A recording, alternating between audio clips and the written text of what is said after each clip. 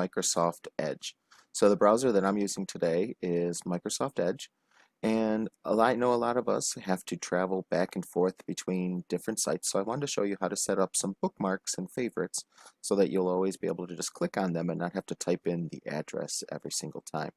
So anytime you're in Microsoft Edge, if you come over here to the star, so right now I'm at the Stadium Drive homepage. If I press on this, it says Add Page to My Favorites. I can also do Control D if I want to use some shortcut keys. So I click there, and it's going to ask me to name it. I can rename it if I'm okay with it just being Stadium Drive Elementary School. Make sure that I'm adding it to my favorites bar. I click Done. Now, how to get to the favorites bar. These three little dots over here on the right, I'm going to click on them, and I'm going to go down to Favorites. And when I go down to Favorites, it's going to open up a new menu, and it says Show Favorites Bar.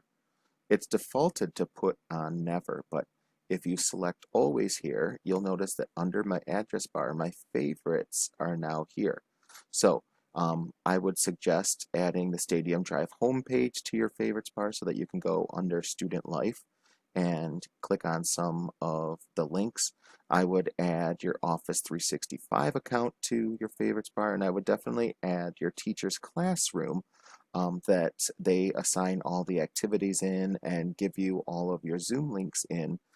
I would assign that page to your favorites bar also, because then that way you can just click here and go to each one instead of having to type it in every single time. I hope this is helpful to us.